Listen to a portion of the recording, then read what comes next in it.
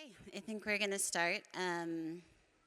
We're just introducing ourselves. I'm Nim. I think there's a bio somewhere in here, but hopefully you'll learn a lot more through the comments. I'm very happy to be here. I think for me, can everybody hear me okay? I just want to check first the mic. Okay.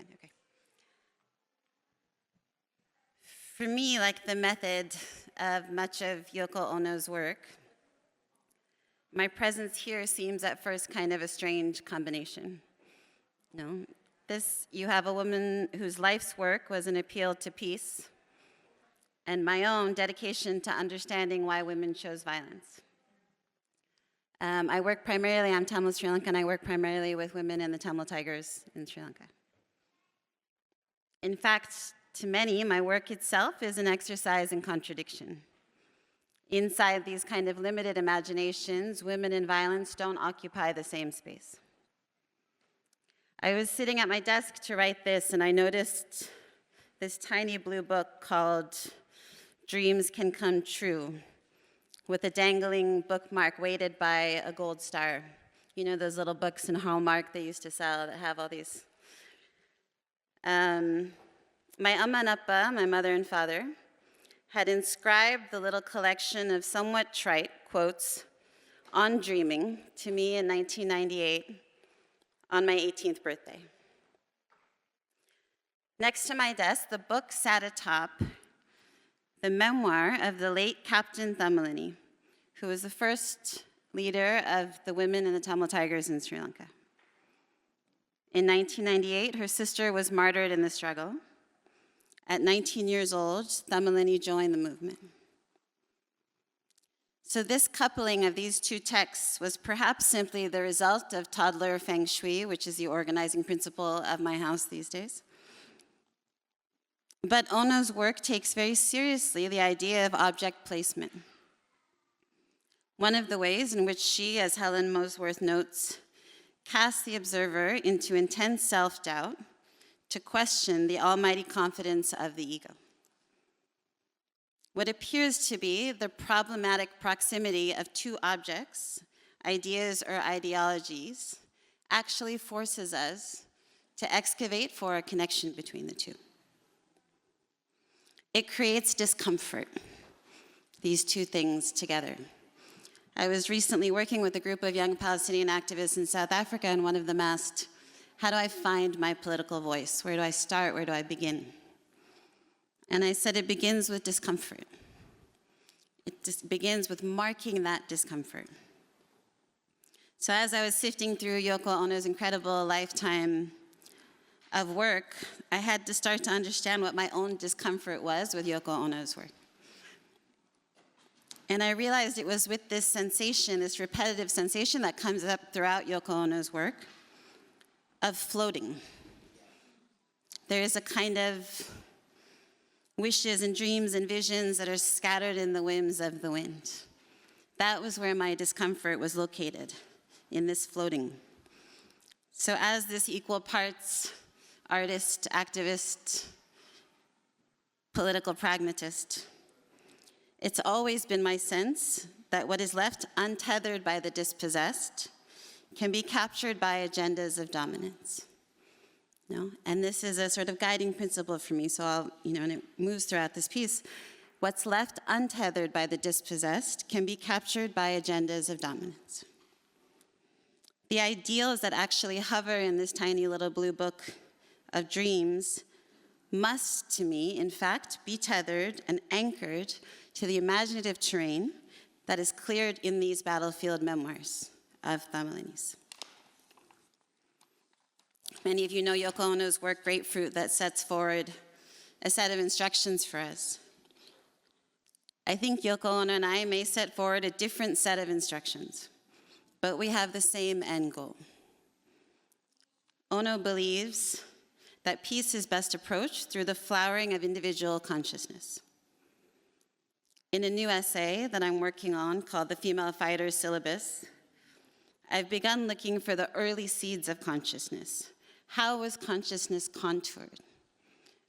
What moments marked these women's memories? What stories stayed with them?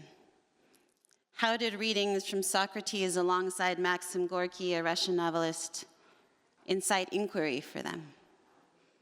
The former guerrilla fighters, for me recently, began with their childhood. They said, "My appa told me not to study. My amma asked why I needed to read the newspaper, what I needed to know." Some, more than others, are taught not to question. I want to consider Yoko Ono's work through the lens of the female fighter, but also to situate it in this moment, this political moment. One where we're forced to reckon with the fate of movements, the future of movement, across borders and against empires. And perhaps I can offer an anchoring. Moving from the audience to the stage back out to society, I'm considering Ono's work as it appeals to movement. These reflections on violence on the outside that imprint on the inside, on bodies on the inside, to build consciousness, to re-envision political futures. No, this is a constant theme in Ono's work, this movement between outside, inside, outside. So these remarks follow this kind of migration in a hope to regenerate frameworks for liberation, but frameworks that are deeply rooted in liberatory desire. For me, if for the foreseeable future, as we've seen, the gendered body is contested territory, then consciousness is what we have to reclaim. First, I want to start with the outside. So on the outside, the bodies and the body politics that are faced with violence, they seek shelter. For the oppressor, freedom of movement is the most dangerous desire of the oppressed.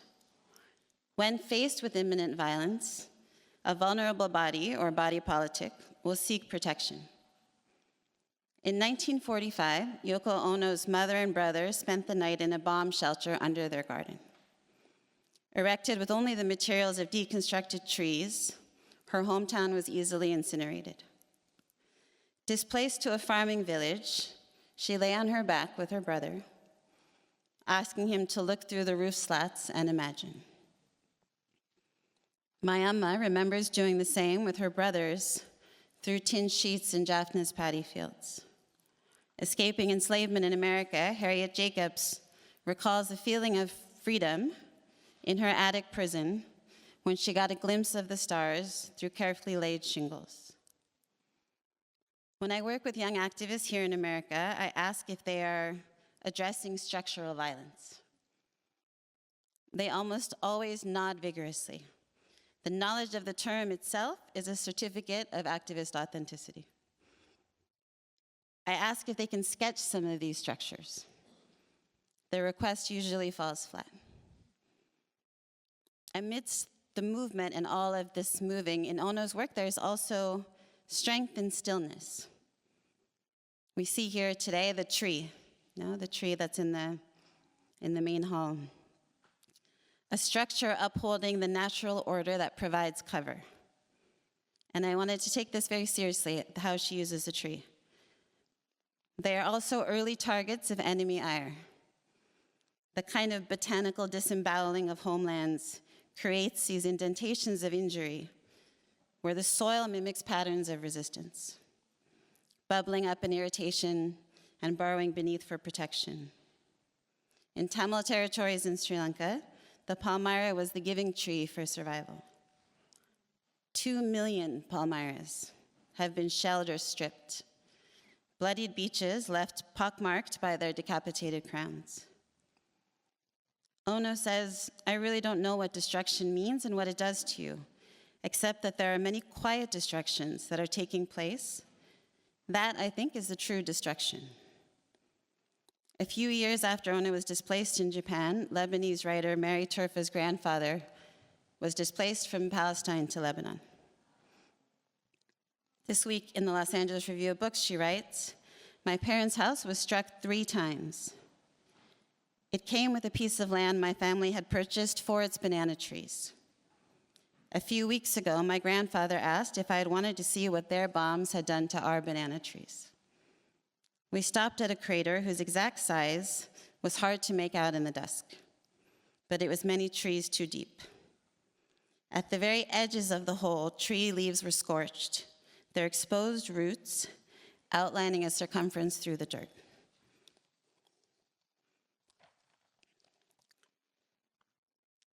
I've been thinking alongside this idea of trees about the notion of mud, which Yoko Ono uses.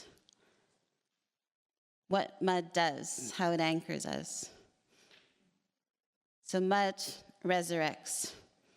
With 3 mounds of mud in her show To the Light, an installation in London, Yoko Ono calls the earth force forward. The earth forced to go concave upward into a mound. So she has a display that was in London of 3 mounds of dirt. The earth that was once forced to go concave upwards into a mound. A longtime Tamil fighter reflects, we must return to an under-the-tree politics, a place where revolution is nurtured towards natural inclinations. In wartime, someone in Sri Lanka, in the Tamil territories, would pin one newspaper to the trunk so everyone could know the enemy, to know themselves. I wrote the story of a Tamil girl I found in an archive of one of these special evening bulletins. The sudden bunker demands compression, a sacrifice of movement for life. The hollowed out sand is half as shallow as a grave. When she bends from the coccyx, her coconut oil doused head bows to the thick roots of the neem tree, generationally adapted to the cracked conditions created by humans, suddenly tasked with the protection of the limbs sunk into the edges of the earth's mantle. This should not be a child's pose. Mud also colludes. In a 1945 Life magazine devoted an entire spread to a war photographer accompanying a US battalion to Okinawa. He captures a soldier trying to scrape 2 inches of mud from his fatigues with a trench knife. He said all the troops are struggling with Okinawa's slippery red mire that is bogging down the tanks and trucks. My father knows the value of mud. This is from a piece I wrote, edited by Valeria in McSweeney's, of his home in LA. From the outside, only the tips of leaves that bleed green to yellow tease the contents of his gardens to suspicious neighbors in Los Angeles.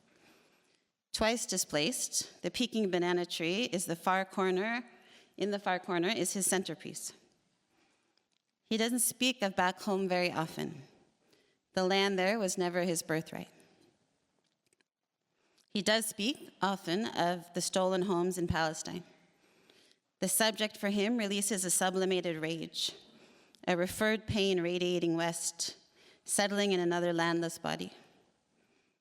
Adding water to dirt with frenetic energy, he is constantly trying to affix a permanence to his land. You have to make sure they are firmly rooted, he would say. Mud protects. I learned recently that the process of one guerrilla tailor in the Tigers entailed visiting all of the remote villages to ensure the coloring of the mud for the fatigues, for the resistance, bled seamlessly into a kind of fabric shield from the state. In a review of female fighter poetry, Meena Kandasamy cites one of our poets, Captain Gowrinathan. She says, most often, your interventions have left behind only scorched earth.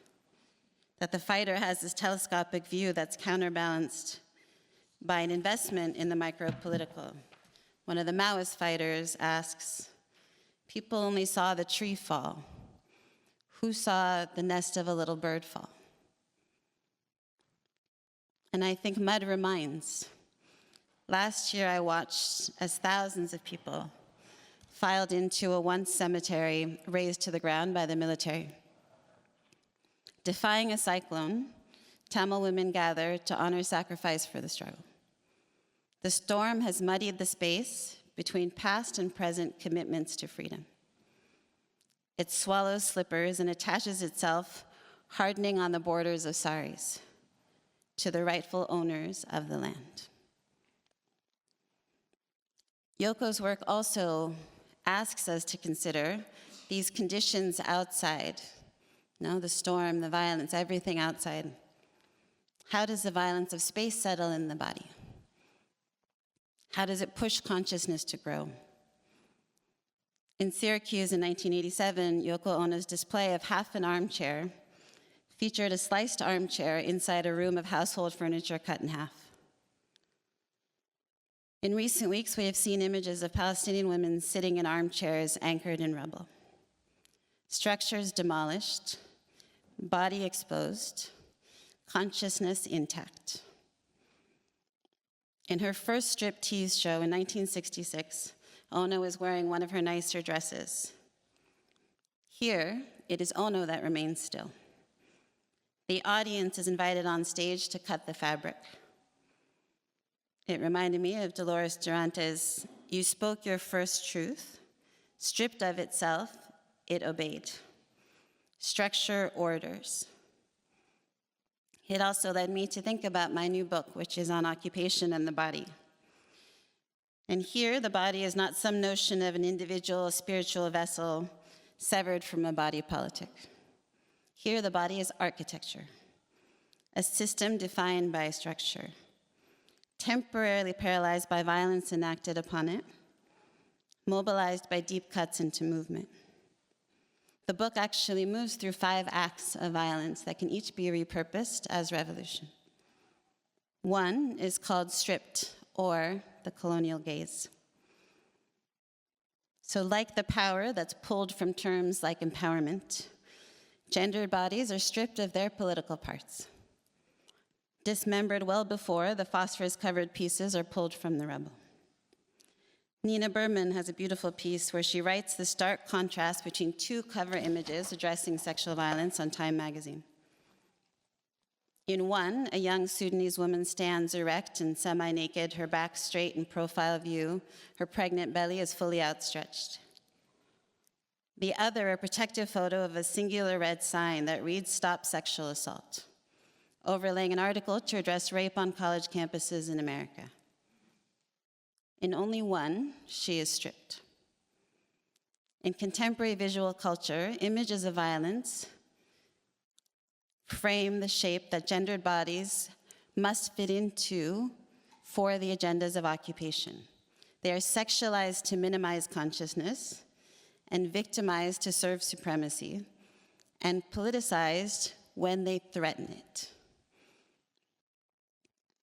From the gun, positioned phallically in TikTok snapshots of female state soldiers, and the media coverage of Shamima Begum's public citizenship stripping. Power can be stripped through language, too.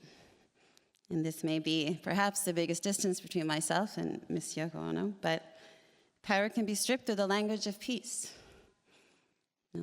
Peace is power has been Yoko Ono's emboldened imprint. John Lennon famously climbed up a ladder, grabbing a magnifying glass to encounter the word "yes" affixed to the ceiling in a small gallery featuring Yoko Ono's art. The female fighter has taught me that the lofty language of peace, too, must be examined closely when attached to power. When peace is a performance, it necessarily pulls power from the people. There's no pathway to peace without understanding violence. When guns are silenced outside, loss screams in the minds of survivors' ability to live in peace. An art critic would once categorize Yoko Ono's work as beyond feminism, rather uber-humanitarianism of someone who has transcended their physical existence.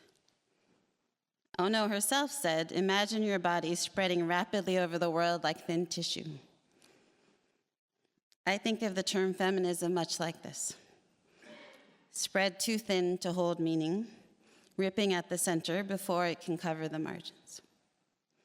I do think Yoko Ono could see the structures of patriarchy before most, and she was funny. She wrote once, "Men have an unusual talent for making a bore out of everything they touch." She understood women and violence before, and possibly still before, most. And here she was funny too. She has a piece called Japanese Men Sinking, a satire of reversed roles, where she writes, when your woman wakes up with a hangover, she may be irritable and yell at you. She may even throw a liquor bottle at you. A man should pay attention to every minute, every minute detail of her actions, thinking, she still loves me. She intentionally missed me when she threw the bottle. So I want to just close with thinking about how we carry these indentations on the body, on the consciousness, back outside to re-envision political futures. Using matches and flashlights, in many of her works, Ono considers what to make visible and when. I know that this is a moment that holds a lot of pain for our peoples. The value of human life has been cut all the way to the bone. Raw nerves are exposed to pure hypocrisy. Ono asks us to locate a large bag once, to guard against overexposure. I want to appeal here to remaining in darkness, to what it means to engage in underground resistance, and perhaps offer a set of instructions for the young activist from the female fighter. I do ask forgiveness for Ms. Ono if I've done this wrong. I am a political scientist. The instructions. See the difference between strategic participation and complicity. Keep an eye on unexpected loss. The weight of dominance can split the self. Appeal to the absurd to make the argument on our behalf. Stay for a while in ambiguity to see co-optation clearly. We are all, as the poet Dion Brand says, waiting for some language to walk into, like a large house with no rooms and no quarter. Wrap contradictions tightly around a cause. Political work is never pure. Keep moving. Paralysis is not a project. Let go of your ego. If you think you have, check again. Read from the body. Gender-based violence is always political, and state violence is always gendered. Become conscious cartographers. Map with insight the fibers of our cartilage that hold their structures of dominance up. Be creative. Creativity outwits the surveillance state. And find your political voice, one that is not defined in opposition, but is anchored in alternative, that defies capture and creates a reverberation in the bodies of the besieged. And when you find it, let your voice shake, because when something is unearthed, there will always be a tremor. When you excavate from the root, pain is inevitable. Our raw nerves are exposed, but theirs are too. In the little blue book, Mark Twain would tell my 18-year-old self, like flames, dreams are difficult to extinguish. Anchoring his words in James Baldwin's rooted vision, my dream now is for the stars to be aflame. Baldwin, like Ono, asked his nephew to imagine on his 18th birthday.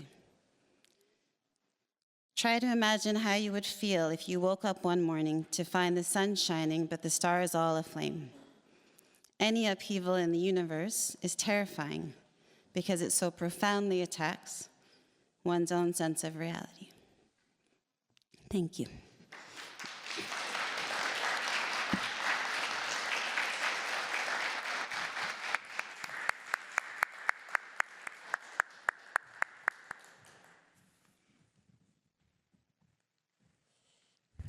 Thank you, Nimmi, for those beautiful and moving words. Hi, everybody. Thanks for being here. I'm going to ask Nimmi 2 or 3 questions, and then let you ask questions as well. Nim, and I'd like to start with a question about discomfort and where that led you in your in your piece. You say that you're speaking to a young Palestinian activist who asked you, how do I find my political voice? And you said, it starts in discomfort. And searching a little deeper, you sense that your own discomfort presents itself like a feeling of floatingness, a kind of rootlessness.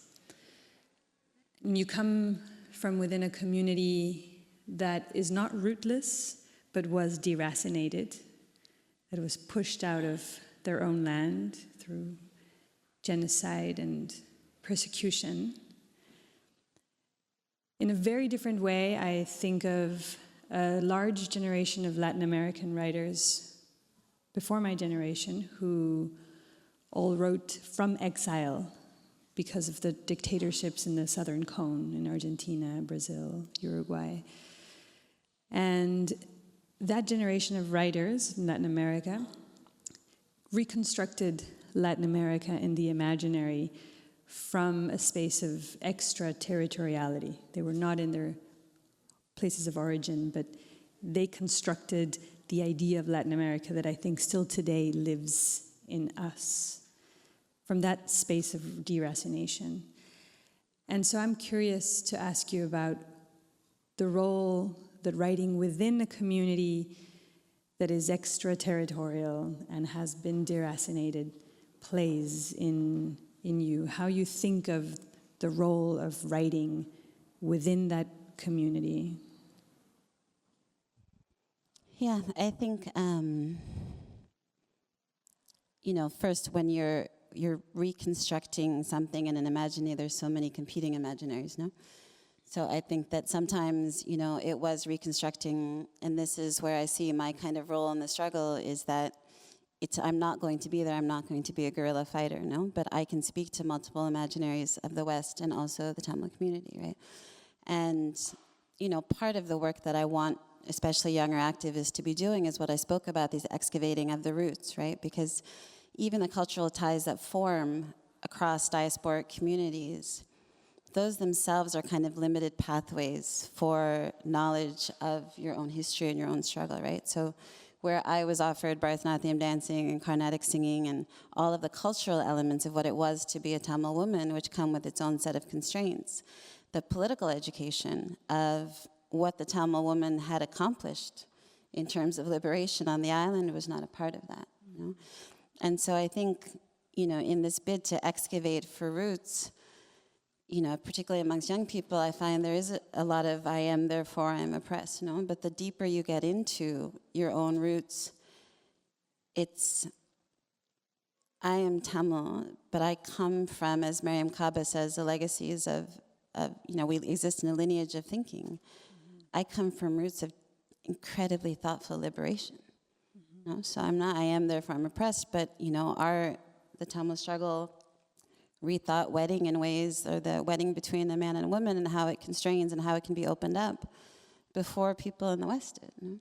So I think the writing for me is to bring that back into our bloodlines, not just a political education, but an anchoring, not in oppression, but in sort of liberation and political possibility. And I know that you've been nerding out on Socrates. I enjoy Plato maybe way too much. It's not cool to like the canon anymore. But I think for the essay that you're working on, the female fighter syllabus, you encountered the readings of the fighters that you were interested in, and were curious about how it was that they were reading Plato. And so excuse me for a moment of nerdism, but I really want to remind those of you who may not remember right now, one of the most beautiful Socratic dialogues that you've been rereading for like 3 weeks, I think, at least, over and over. Every time I ask her, what you up to? In a cafe reading Socrates. And that is the allegory of the soul as a chariot pulled by two horses. Plato says, through the voice of Socrates, the soul, nobody can really know what a human soul is, but it's kind of like this chariot with two horses. And one horse is tame and noble, and the other one is a wild ass, and is just pulling in every direction. And before we are condemned as human souls to fall back into earth and inhabit the prison of a human body, the soul is up there riding celestial highways, partying with the gods. And in those celestial rides, the soul is able to see for the first time the things in themselves, right? Beauty as such, love in its totality, justice, the thing itself. But then one of our horses, goes wild, pulls us down to the ground, we fall into a human body, and we forget everything that we saw up there, except that in the exercise of philosophy, in the exercise of thinking, in the exercise of especially contemplating beauty, we may be reminded of that we saw up there, that there's a sense of, I know this. So Plato says there's no such a thing as learning, everything is just remembrance of that lost past, of that lost land, of that primal paradise from which the soul has been expelled. And he places the most importance in the experience of beauty and love, meaning that love down here in mundane terms, and that's not only love, not only romantic love, but love as a creative force, love the way Audre Lorde understands it as erotic power of creation. That love is the only thing that really connects us to a higher form of existence and that drives us more deeply and with a sense of meaning in what we do. And I would love to hear what connections you've been making between that and the female fighter. I think when I first went to Valeria about this, one should, particularly as younger women here, you should definitely get a comrade who is as nerdy as you are to move through life with, because when Val was showing me Phaedrus, and then all of a sudden she started reading in Greek, and I was like, you actually read Greek? And she was like, yeah, in Italian and French. So she's like translating it from Greek. That's the thing, is that I think that when you do the rooted work, when you connect to women from a place of their own complex politics, none of these are my connections, no? Anne Carson has this beautiful line, no, that she says, you will think that I'm creating the lines myself. It's simply that I know where to stand to see them.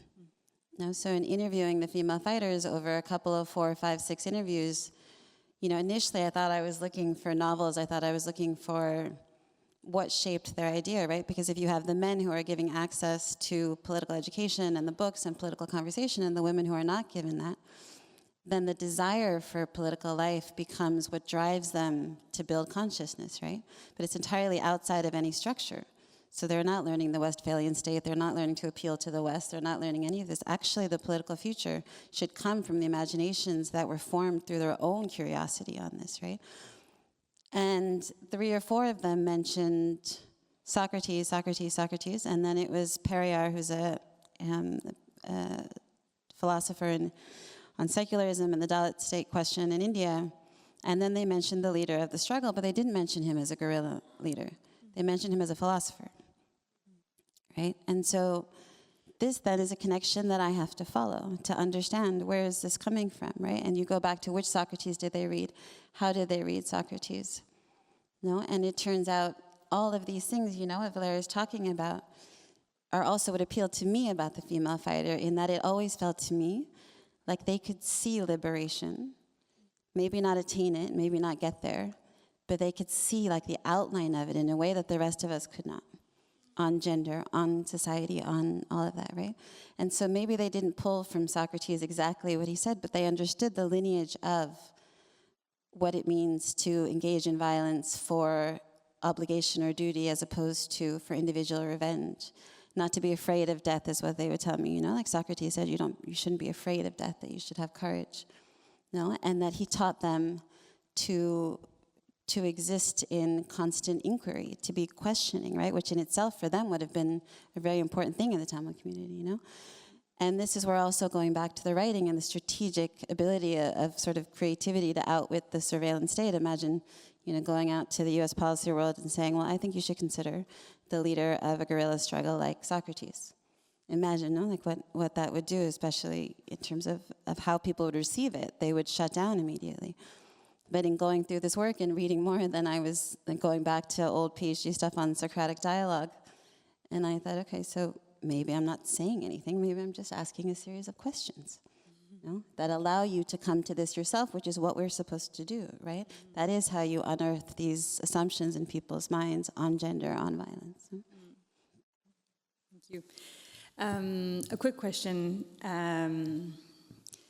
You say that often when you speak to young activists, there's the term structural violence that, you know, if you're a young activist, you have to know its currency. But that often when you ask a young activist to sketch the form of structural violence, the answers fall flat. What would you say to a young activist in order for them to be able to distinguish expressions of violence from what is, in fact, structural? I think this mapping has always been really interesting to me, no? How do we map these structures of violence around us? The most recent one that I've been thinking through and working is around the captivity of narrative, right? That this becomes, I was listening to all of these women in my life and my, like, you know, cavalry of the psyche, and they would describe these kind of a paradigm or a framework or like a, you know, but all of us existing under this particular architecture of oppression. And I started to sketch using Harriet Jacobs' Incidents in the Life of a Slave Girl, this garret, it's like an attic, that created a kind of space to think about the way that everybody wanted to jump to narrative change and narrative shifts and narrative talking about op-eds in the New York Times. They're talking about a cerebral curiosity. We're talking about embodied deprivation. Those are two different things using the same word. No, and again, that discomfort that I talked about earlier in the talk, putting these two next to each other. But that this structure of narrative captivity was holding all of us captive, right? At a moment where Black women and South Asian women were fracturing a little bit, but to begin to find this deeper sort of rooted thinking around, you know, essentially that there is this narrative ceiling, right? We all know the narrative ceiling. We know that the politics will be stripped from, you know, Valeria and I wrote a piece once called Terrorist and Alien in the first Trump administration. And we had written about sort of connecting on this idea of state violence. And the editor had kept changing that phrase to, as women of color, as women of color. Neither of which either of us considered, it's not how we thought about it, no? But this kind of editorial stripping and the narrative ceiling that's there for all of us, this is one of those structures. And I think, you know, even in Ono's work, she is grappling with the material realities of war along with the conceptual structures. No, she has this like glass that it's broken in the middle and you have to go to the other side and look through the break of the glass. And this same Lebanese writer, you know, wrote this beautiful piece that I think everyone should read in the Los Angeles Review of Books. And she says, as I go back after the bombings, the question everybody asks is, did your glass break? No, this is the kind of the intimacies of how violence seeps into society, and then the price of glass and how much it's gone up to replace the glass, right? All of that, as it works together, develops, you should be able to see new structures of violence operating in that, no? And I think in Ono's work, she does that too. I think we only have 5 minutes. Does anybody do you want to ask another question or you want to ask? Very quickly, or only 5 minutes? Okay. Yeah, that poor editor, I think you got her fired because you were so pissed off, and good reason. She indeed started all our sentences with, as a woman of color, we think da-da-da. And I have no idea what she was thinking, like what she thought she was adding to the piece with that. But I think you might have gotten her fired, Nim. So I won't ask you my last question, which was about your father and his garden and how you ruin every attempt of your father's to. I'm actually just gonna tell it, and so her father has his thing in LA. He just wants to recreate his Sri Lankan garden, and Nimmi finds it both fascinating and terrifying. But then every time he comes to New York, he goes and buys her like 6, 7, 8 pots of hydrangeas to put in her garden, and she kills them every time in a matter of weeks. So I have to photograph hydrangeas all over the city so we can send them to her father. Say, they're still here, the hydrangeas, don't worry. Yeah, I mean, I can just, it's not a question, but essentially, to me, like, that story is about, it is about how legacies of violence show up, no? And in my father's case, it shows up in Home Depot receipts. That is how it shows up. The last time he was there, outside of this rooting of my territory, this is my daughter's soil, we're going to keep rooting it. Last time he was there, he looked out the glass door and said, the backyard should look like the sky, and went and dragged my poor partner to buy $400 worth of blue paint to paint it to look like the sky, but that this landed thing that his daughter has, he was going to keep placing his imaginaries from home on, no? Right. I think we could take a couple questions. Yeah, a couple quickly. questions. Sorry about that.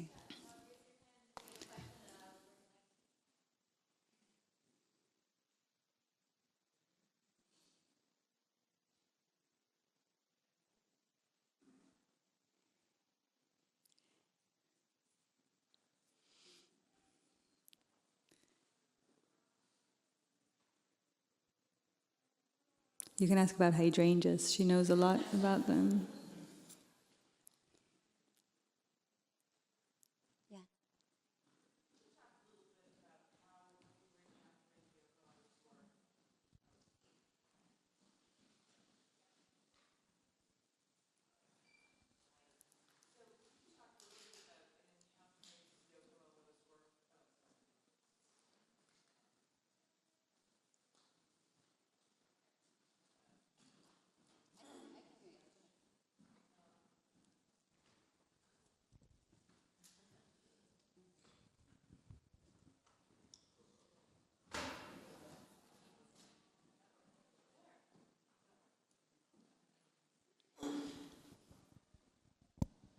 Hello? Oh, okay. Sure. Nimmi, can you talk a little bit about how encountering Yoko Ono's work and some of the peace focus that you alluded to earlier, what was the thing that was most resonant for you in terms of that work and your work with the female fighter? Because, obviously with a female fighter, we're talking about combatants and political violence and the approach to political violence. And so I'm wondering if you viewed Yoko Ono's work as, I don't want to say condemning, but what's the dialogue between the two? Or how? I think the dialogue is in the individual consciousness. I think we are trying to re-incite political energies, at least for me, amongst the Tamil people, from this kind of aftermath of war. And I think it's also the moment we're in the struggle that I was looking at her work, and it's where the mud sort of spoke to me as this connector, because in this, I had mentioned I went to the Heroes Day last year, and in sort of watching thousands of people come to sort of, honor the people who had sacrificed, there is this kind of space for the Tamils now where we're like still dealing with the loss of life, still on that ground of dead bodies, 100,000 or more dead bodies in 6 months in 2009. And then also grappling with the material realities of a settler occupation in those areas, right? And so the mud to me was that kind of space between the political possibility and that loss of life. And it is kind of, and I think in Ono's work too, that's where the movement is interesting. There is a kind of choreography happening, right? Because on the one hand, you'll hear that there's a Buddhist temple that's been erected in a Tamil space. And I did an interview with Yara Hawari in Gowrinathan that's coming out tomorrow. And she talked about this idea that people focus on like Islam as a kind of connection to terrorism, rather the idea that faith is how people deal with extreme circumstances of violence. So dealing with that reality that, maybe your Hindu temple has now been removed on the ground, over the ground, that loss of life. But then also the idea that when this thing happened, there was 2 military camps on both sides. There was 7,000 flames that are here. And when you ask the people, along with some of my friends who are here, they said, I said, well, what happens to the land the rest of the time? And they said, the military won't touch it. A massive, plot of land, because they know the villagers will rise up against them, the people in that village, right? And I think also Yoko's work has this kind of sensory appeal to how violence exists in multiple spaces. And it made me think of this work that I've visited a lot recently, Nadera Shalhoub-Kevorkian's Sensory Occupation, about how the Israeli state light shows and sounds and the smells of food, how occupation actually inhabits the body. But to me, being in this space felt like a kind of sensory reclamation. All of your senses, the smell of the flower, the lighting of the fire, the sound of the songs, the people holding each other as they lit the fire, all of your senses were directed towards liberation. And so I think that her work has a lot of these sort of excavating and culling from the intimate terrain of violence, and that she comes at it from, maybe up here, and I'm concerned with here, how we root it in this, how we root political possibility in something, and how we combat this constant severing that we see in her work too, the severing from land, the severing from political self, which happens to women all the time, the severing from memory, the severing from all of that, and for me, again, this is my role in the struggle, is to map that, to say, even if we can't fully go up against that at this point, we can make it visible, in the way that Ono is trying to say, at least to the oppressor, we know what you're doing. We can see it, and we're not going to fight from up here on the tops of, wishes and stars. We're going to root that in sort of historical knowledge, political education, and liberatory desire.